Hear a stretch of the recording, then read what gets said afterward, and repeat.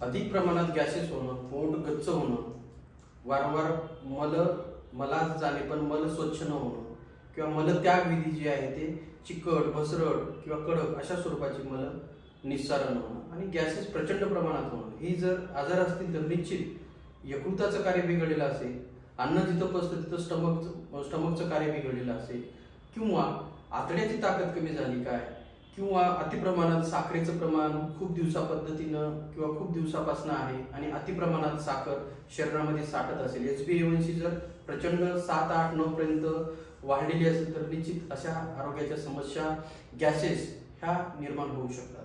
पण या गॅसेसचा इम्पॅक्ट हा हृदयावर, मेंदूवर आणि दृष्टीवर सुद्धा व्यवहारात आम्हाला बघताना केस टेकिंग घेताना रुग्णाच्या वरती जाणवतो. गॅसेस हे अपांग मार्गातनं म्हणजे गुदमार्गातनं निसरण होणं हे खूप महत्वाचं आहे आणि तेही अतिप्रमाणात नको. अतिप्रमाणात असेल तर निश्चित आजार किंवा आतड्याचं दुर्बलत्व हे त्याच्यातनं सिद्ध होतं. तर याच्यासाठी पंचकर्म, आतड्याची ताकद, पाचनतंत्र हे नीट असणं हे महत्वाचं आहे. नमस्कार.